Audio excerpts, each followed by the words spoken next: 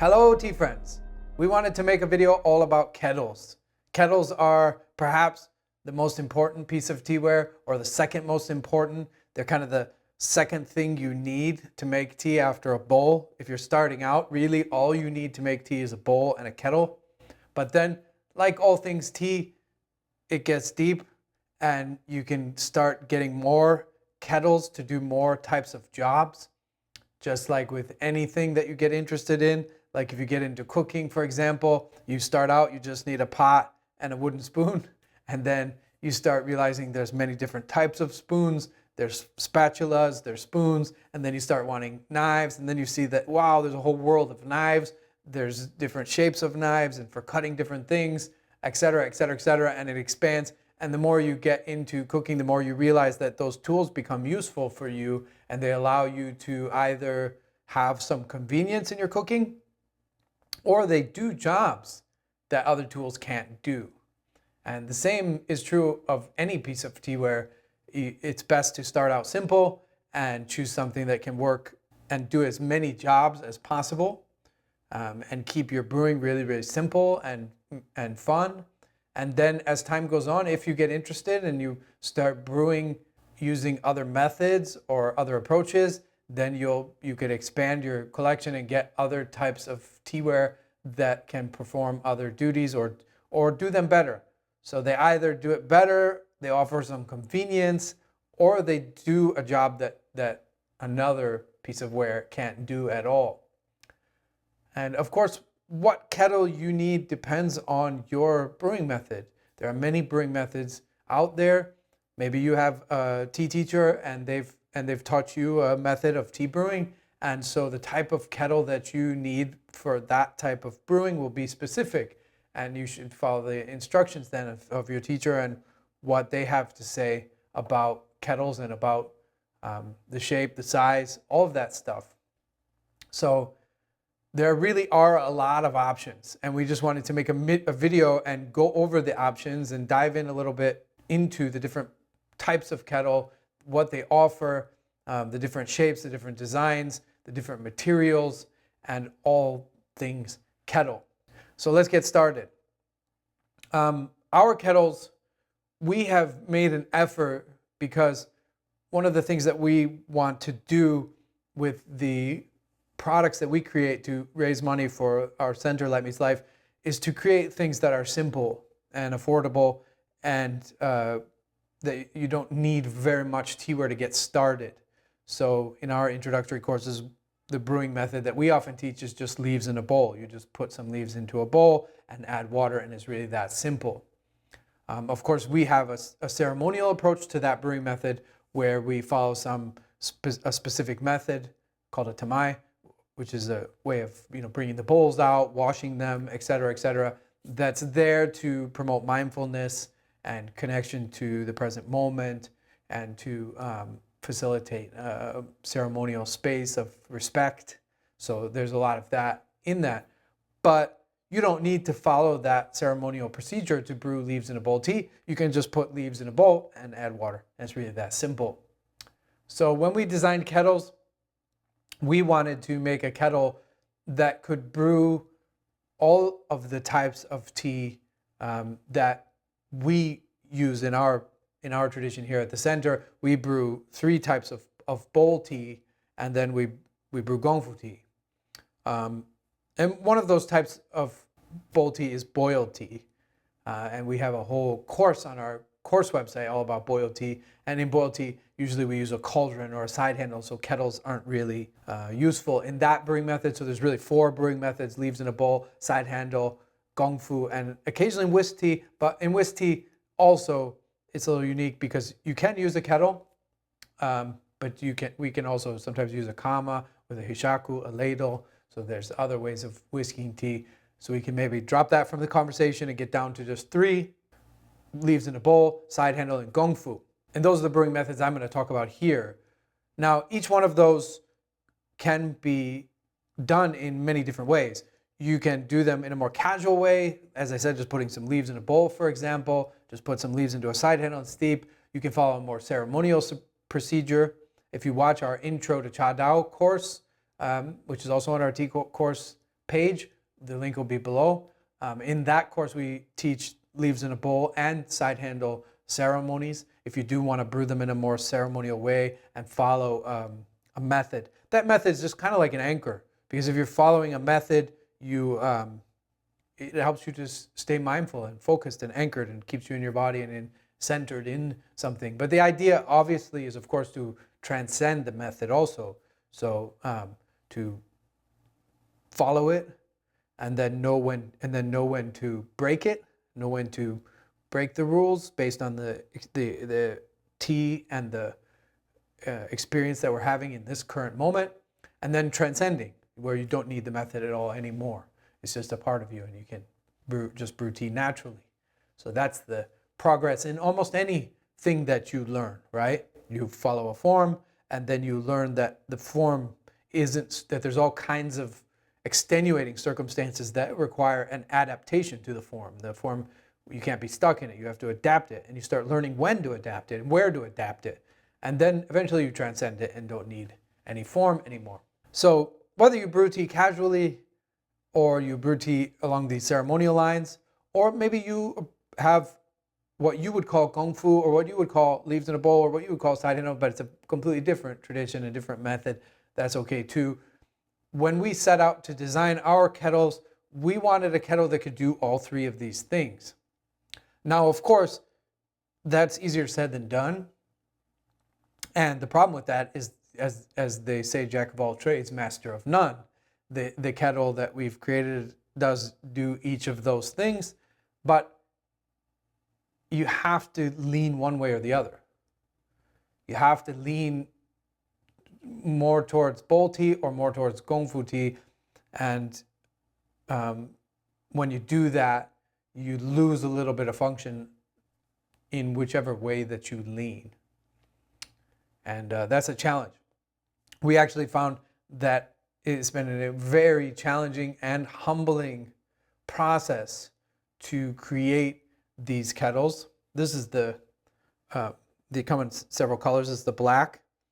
The main design for this, it was a tetsubin that we have here at the center. We thought it'd be cool to also connect those who desire to be connected to the center and to the energy of the center. Is one of our oldest tetsubins that we use to make tea quite often. And so our tea can be your tea and your tea our tea, and we're all together in this tea journey. The back, there's characters right here. They just say light means life. That's our future center. But it actually, the Chinese is very beautiful. You don't have to even think of this in terms of a brand. You can if you like, but it's Guangzhou Wuliang, which actually means when light and life meet, they're both infinite and without boundaries. So it's through the meeting of light and life that both light and life find infinity. So it's an old Buddhist saying. So it's a nice thing to have. When we designed it, we did our best, but it's been really humbling. It's really hard. The first thing that was really challenging was material, because when you're on a budget, because we wanted to make it as affordable as possible without going below the line of what we ourselves wouldn't be very happy to use. So we wanted to use material that we would use every day in our own tea, that made good water, and yet as cheap as possible, without crossing a line and actually affecting the water in a detrimental way. And that was really hard. We had to try lots and lots and lots of clays. And then once we got a clay that was the most affordable one we could find, that was still good enough. Because most of the clays, we were like, wow, this one's really good. But then, oh, look at the price. It'll be very expensive, and so on and so on. So then we had to start the engineering process. And that's also been a long and very humbling process. Some design features that haven't changed since the beginning is we put the carb in the back, which is good because often that affects the pour actually in a really good way, especially in bowl tea. This kettle leans towards bowl tea. As I said earlier, we have to choose to lean towards bowl tea or lean towards gongfu tea. We wanted a kettle that can do all three: leaves in a bowl, side handle, and gongfu. But we've leaned towards bowl tea. Why? Because we teach or offer courses for people that are mostly starting out with tea. And when you're starting out, we have found a lot better to start with bowl tea. And so leaning in that direction is just leaning towards those who are getting this kettle as their first kettle, or who are starting out in bowl tea. You can certainly use it for gongfu tea. Just like you could get one knife and use it to chop all your vegetables, and to chop dough, and to chop potatoes, and to chop everything you need to chop in the kitchen. But eventually, later on, if you really get into cooking, you're going to want like a smaller knife that's used for chopping small things, and a bigger knife used for chopping bigger things, and different shapes of knives, etc. This is more of a Swiss Army knife, but it leans towards bowl tea. So that carb being in the back, actually it does affect the pour in a positive way when brewing bowl tea. We designed this cast bronze handle ourselves because in our tradition, we use the index finger riding down the kettle. The further down the kettle you can go, the more control you have over the kettle. That's even more important in gongfu tea. So we created a lip here on the top for the finger that's really comfortable and allows for the hold on it. The thing that has changed a lot is the spout. The spout has been really, really, really hard. The first spout that we made was kind of an exact replica of the Tetsubin that this design is based upon. And we designed it so it would have a gongfu pour and a bowl pour. So it could shoot out for bowl tea, and it could pour really fine and thin for gongfu tea. But the line between them wasn't smooth, so it meant you had to be really, really careful and really mindful when you used it. Most of you probably feel like there have been 3 generations of spouts, but actually this is the 7th generation of spouts right here, 7th generation. There have been 3 big iterations, and then there have been 4 refinements to the 3rd generation. So this is actually 7th generation. Between the 6th and 7th, for example, we've just filed the top in a way that makes the twist of the water smoother and better and brighter and more beautiful. So a lot of work.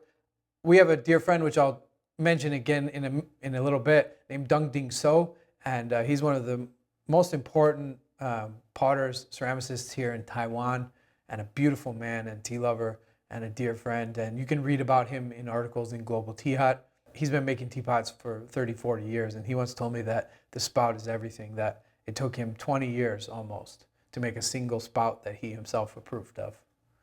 20 years of teapot making before he made a single spout that he approved of. It's really hard.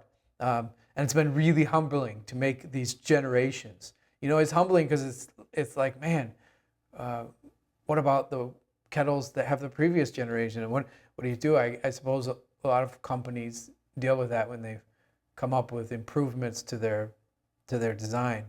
But I feel like it's honed in really well now. And though it leans towards bowl tea because it's big, we'll talk about that in a little bit. It can do all 3, and it's a really good first kettle. And then this year, something really cool happened. The process of playing with clays and clay blends never ended when we got the one that was above the line of good, decent for water, not having any detrimental effect, but being in the price range that we needed the clay to be to make the best kettle that we could at the most affordable price. So that process of blending and discovering and exploring clay types never really ended. And this year we discovered a clay blend that I've called Cloudstone that is based on the work of Deng Ding So. If you read his article, you'll know that he has for a long time been grinding minerals and metals and mixing them with the clay of his teapots. And also the work of several other Taiwanese tea companies that are creating kind of volcanic ore clays that have a real nice softening effect on the water. And early on, those were where we went right away. When we were designing the first generation of our kettle, but all of those types of clays were too expensive and went way beyond budget. But recently we figured out a way to, for not much more money, create a blend that we're calling Cloudstone, that is right here. And you can, if you want to see better pictures, go onto the website and look at it. It's the exact same shape as the Generation 7 of the regular kettles, but it has, it's completely different clay. So it has as its base a clay from right here in Miaoli, a Japanese clay, and then it has a bunch of igneous minerals and rocks, volcanic ore, and it also has iron that are these little iron bits called koli, which just means like a stone, natural iron sand, and that's all through it. That all together creates a really nice smoothness, sweetness, thickness to the water, and improves the water quite a bit over the original kettle, and also isn't that much more expensive. So we were able to eventually dial that in, and after firing shards and creating just lots and lots of samples and trying lots and lots of samples, eventually we would like to switch all of our teaware to this Cloudstone. So our goal is eventually to maybe create side handle pots and cauldrons as well, and braziers also. Our brazier is also quite, in a quite humbling way, about to enter its third generation.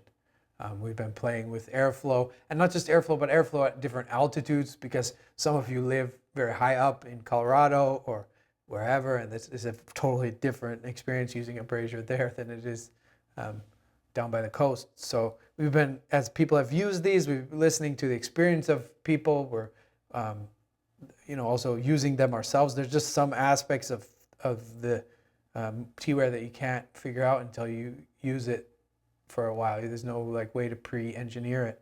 You got to come up against some things that you can improve. So we are improving the brazier as well. It's going to have higher ridges on the top for cauldrons, and more holes. It's got now 4 holes instead of just one big one. So it's gonna be better, but it'll be the same size basically, and price. And eventually, hopefully, we can move all that stuff to this Cloudstone. The Cloudstone actually comes in 2 colors. They're not, it's the exact same clay. It's just fired at a slightly different temperature. And as far as I can tell with my limited sense, is there's no difference at all between the waters. They both are the same. It's just a different aesthetic, if you like it a little lighter, a little darker. But these Cloudstones are pretty good. And these kettles are all kind of really great kettles for hosting events, for sharing tea with people out, for getting started. They can brew gongfu, they can brew bowl tea, though they lean more towards bowl tea. So they're really great kettles, and we're proud of them, and really proud of all the advancements that we've made. Though those advancements are also very humbling, because as you find the improvements, you also have to acknowledge the faults and take responsibility for that. That you can do better and better and better. And I hope we can continue to improve them. I think at this stage, any improvements in the spout or anything are all going to be very, very small. As I said, most of you probably haven't even noticed the difference between Generation 3 and 7, because it's all just been ever so slight little things. Then very soon, in the next couple months, we are going to be releasing this beautiful guy for gongfu tea. It is made of the same clay as our first generation, but with a slightly different design on the outside. And this kettle, actually, the whole design was created and engineered by Deng So, who I just mentioned. So he designed it, he engineered it, he created the original model, and then these are molded after that. And they have a lot of cool features too, because he is a tea lover. He drinks a lot of tea, and he's not just making teaware to sell or doing it as a side project amongst other pottery projects that he has going on. There's nothing wrong with that. It's just that when somebody's a tea lover and they drink a lot of tea every day, of course, they're going to understand all the functional elements and they're going to include those. Just like, I feel like the best camera companies are run by photographers, probably the best skateboard companies are made by skateboarders, and the best knife companies are people who love to do cooking, etc. So he's a real true blue tea lover and notices all kinds of things and has created a beautiful design. He is one of the best spout masters of any teapot maker I've ever met. He has put so much of his life and focus. I told you he's so critical. He said it took him 20 years to make a spout that he approved of. Now he's 30, 40 years in, and his spouts are so amazing. So this kettle has the best spout of any kettle I have ever used. Full stop. It is not the best kettle I've ever used, but it has the best spout of any kettle I have ever used. The pour on this kettle is so silky smooth and so perfect for gongfu tea. First of all, for gongfu tea, we want a smaller kettle. It allows us to control the pour a lot more because we want to be more precise, much more precise. My teacher always said, place the water in the pot, don't pour it, right? So in gongfu, we want that precision that's difficult to achieve with these really big kettles. This just has a really beautiful pour. He's handled that, as we talked about the carb and when it's facing up like it is on some kettles, it can potentially burn your hand. So we put it in the back on ours, which is also good for the pour in bowl tea. He has created a little lip so that the steam goes out sideways from here, so it won't burn you, which is nice. And he has this cloud-shaped handle, which is a little bit thinner, but it does have this spot right here that's good for your index finger if you do like using your index finger to pour. But you'll be really happy with the pour on these.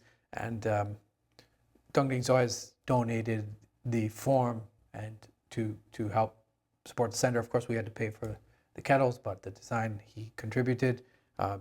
So these are really great kettles. They have a really magnificent pour. And so if you're getting more into gongfu tea and you're looking for something specifically designed for gongfu tea that can do that job a lot better, leans that way. Of course, this one also potentially could make bowl tea too. Is it a little small? But if you had small groups, it would work. But it leans towards gongfu tea, just as those could make gongfu tea, but they lean more towards bowl tea. So we're really excited. These will be out in the next couple months after Chinese New Year of 2021. And this would be really wonderful to have. If you had, like 2 of these and a brazier and 1 of these, you'd be really set for any group of any size and for any of the 3 brewing methods. Because these 2, they could flap. One could be on the stove, one's on the burner, and you're just flapping them. Then you can make bowl tea all day long. But even with gongfu tea, what you can do is have one of these, or even both of them going on the stove, and you refill into here.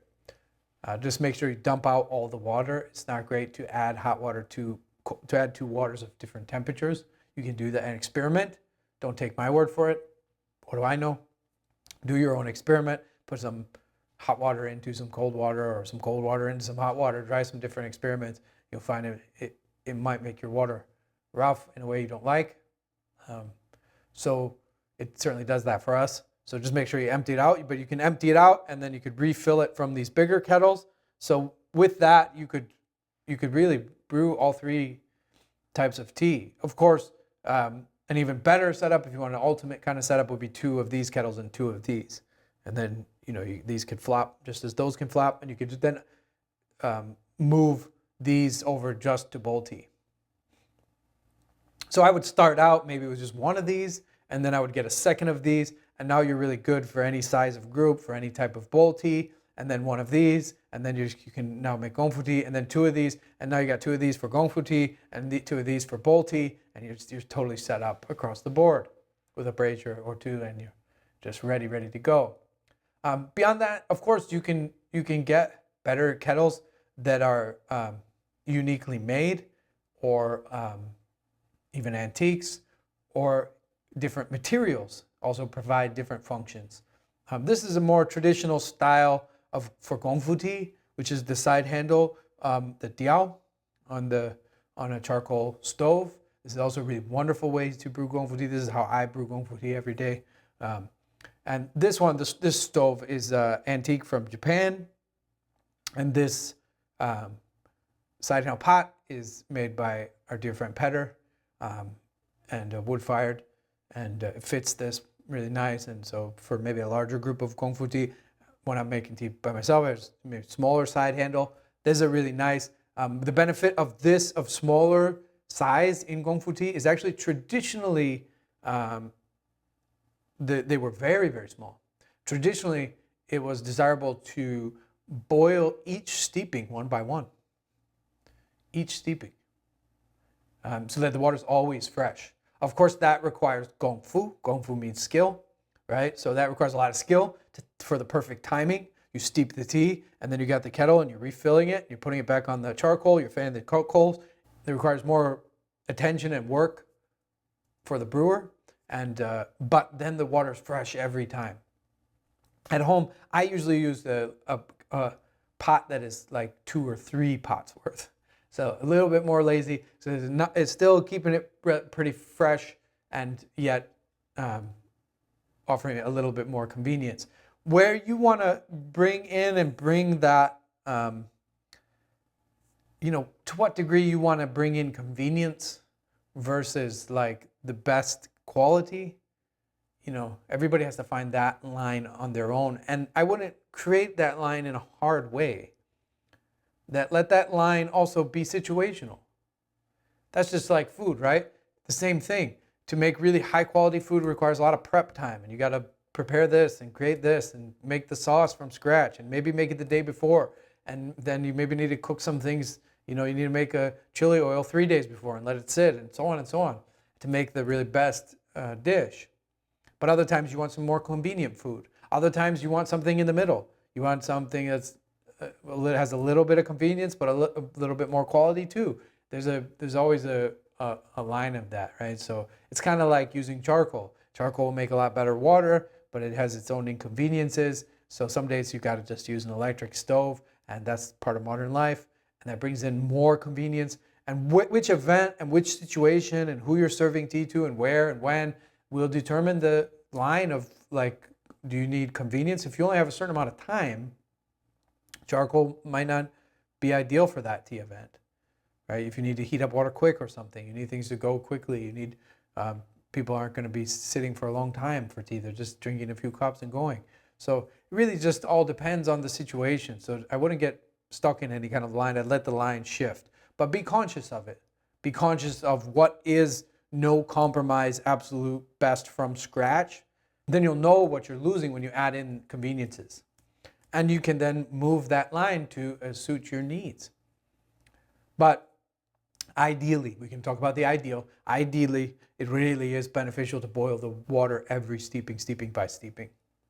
This one we designed is for larger pots, larger groups. When gongfu tea gets up near 5, 6, sometimes more people, we try to keep gongfu tea below 5 or 6 people, but occasionally it happens that there's bigger groups. So you need a bigger pot, and this is a slightly bigger kettle, and then it also allows you for like 2 or 3 steepings.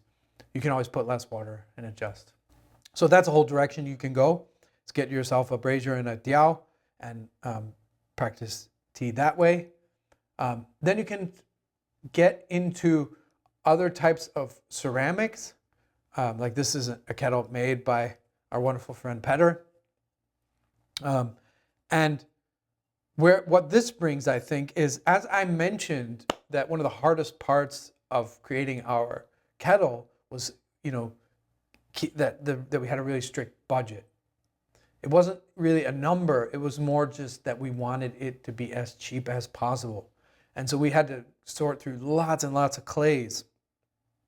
And it happened so many times that we found a clay that was really good.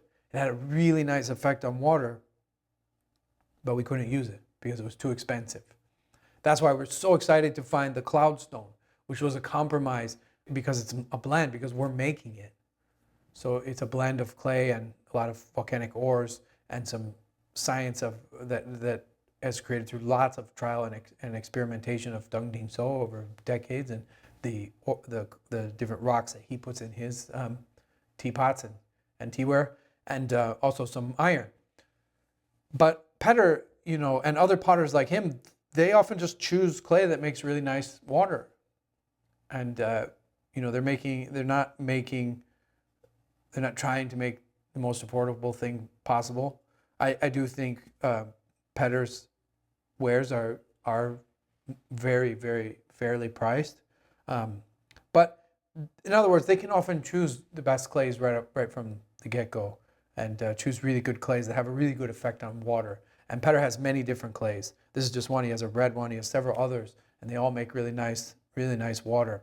The other difference between those kettles and this is that this is handmade, and that's a big difference in the spirit of the piece, the energy, and I don't know if those things matter to you, but they certainly matter to me. The life and spirit in this beautiful, beautiful friend that is this kettle that was made by someone who loves tea and made by hand. There's really something to that. Handmade is another thing you can gain if you go up the ladder in quality in terms of ceramics. You get things that are handmade and unique and one of a kind. And then of course Petter wood fires.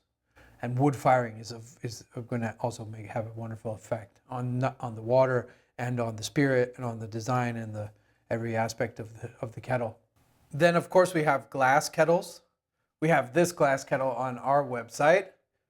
Like all kettles, glass kettles have their strengths and weaknesses. The weaknesses of glass kettles is they don't really make that great of water. It's a little bit rough. And also they're all cheap. They're just all cheap. This is the best one that we've been able to find. It at least has a good metal handle that's been wrapped with hemp, which prevents you from burning. The carb points outward so the steam doesn't come up onto your hand. And it has this bamboo button so you can grab without burning. The pour is decent, though it is still relatively cheap. I mean, this button could come off. It's attached only with epoxy, and they also obviously can be bumped and break very easily. The benefit of a glass kettle, though, is that you can see the water. And for that reason alone, I recommend that every tea lover have a glass kettle, especially for the first several years that you brew tea. And not necessarily that you use it every single time you make tea, but it's really nice to rotate it in and use your eyes and be able to see the way the bubbles change as the water heats up, and see what different temperatures look like with your eyes, which you can then later correlate to the sound and the vibrations in the handles, and learn to gauge the temperature with your senses, which is really important in tea brewing. So glass kettles really are such a useful tool when learning how to make tea, and learning about water, and learning about the heating up of water as well. So it's a wonderful thing. And then after, if you don't really need it anymore, you could give it away to someone, or you could use it to boil spent leaves or some other secondary purpose. But it's really great to have a glass kettle. If you don't, I would recommend getting one. They're cheap and affordable, whether it be this one or another. Then of course we have stainless steel kettles. I don't have one here, but those can be really great. Traditionally, many gongfu kettles were made of stainless steel, and today still a lot of kettles in mainland China especially are made of stainless steel. If it's really good quality stainless steel, the benefits are that the temperature is very even, which is why some chefs prefer stainless steel for saucepans or cooking pans, because they can heat up the water very evenly, and that will result in less of breaking of the structure of the water and keeping the water very smooth, and which is really good for tea. The downside of stainless steel is that often they're made for the kitchen, they're made for other uses. They're not usually designed by tea lovers, so they can have a funny spout or not pour so well. And then the ones in China are often, though they do have a better spout and pour better, they can be lower grade stainless steel and not have as even of a temperature or provide the benefits of stainless steel. though there are exceptions to that. I would avoid any type of kettle that has any machinery in it, any electricity, any like clicks or buttons or doodads, and learn how to make water for tea using gas or charcoal or infrared, or even an iron plate if you have to use electric heat. We could talk about heat in another video, but I think a kettle that allows the versatility of all those uses is much better, and those are all much better heat sources than anything that's plugged in or electric. Sometimes you have to use those types of kettles, those induction kettles or electric kettles. If you do, the one that we recommend is made by Philips, and at least it's made of really good stainless steel. Sometimes you do find yourself in situations where you can't bring other kettles or heat sources and you have to use that. So those are good to have if you do find yourself in those types of tea settings where fire is restricted. But otherwise, I would avoid any kind of electric kettle and get a kettle that's much more versatile and allows you to be used in different with different heat sources. If you want to explore other materials, of course, there are antique tatsubens and antique ginbins, so iron and pure silver from Japan. And these also are handmade, and so they have that spirit of handmade, and then they also have these unique and special materials. We have issues of Global Tea-Hut about tatsubens and an issue of Global Tea-Hut about ginbin. We also have some books on our website about tatsubens and ginbins, and I believe if you order the book, we're sending you a hard copy of the magazine that we've made as well, because the book is in Chinese, and you can go read more about that on the website. I think we have a video introducing some of those books as well, and we plan to make future issues of Global Tea about these the wonderful art and history of these beautiful, beautiful tatsubens and ginbins as well. So it's an ongoing discussion. Like a lot of tea topics, there's no way to exhaust it in just one issue of Global Tea-Hut. It will come up again in a volume 2 of a series, or volume 3. And in fact, the articles that we translated for the ginbin issue, there were already 2 or 3 too many that didn't fit. So there's even right now as we speak, without even translating any more, there's already 2 or 3 sitting, just waiting to be published. So there will be future issues about these topics as well. And these bring their own dimension. The tatsubens we have found, your experiences may vary, but we can only share our experience and strength and hope and our wisdom as we see it, knowing that it is flawed and just one perspective of many. But our experience is that the tatsubens make a more earthly water, a hotter water, a downward moving water that is good for dark teas, for aged oolong, aged puerh, shengpuerh, aged shoupuerh. They often have a flavor too, and so those complex teas benefit from more flavor, because you have a show tea and it's very complex. It has a lot of flavors inside. Adding another one just enriches it. And the silver creates very clean, sweet, pure, uplifting water that's good for lighter teas. So tatsuben the heat and the flavor would overpower a light tea, a green tea, a yellow tea, a white tea, a light oolong, a shengpuerh, young shengpuerh. These teas are enhanced with the silver. Though silver can also be nice for aged oolongs. It does something really good there, because they're both metal element. So if you're getting into 5-element types of tea, that is relevant. So you can read more about that in the magazines. The problem with these, of course, is that they're antiques and they're very expensive. And the prices continue to rise, and they're getting more and more astronomical and more absurd. And it's becoming more difficult to find them. Of course, as they increase in value, also that invites in all kinds of nonsense in terms of fake ones. And, of course, when antiques become really valuable, then you get fake ones, and you get all kinds of problems in that whole field as well. So, but these are a really wonderful, beautiful option, and they provide things that these other ones don't.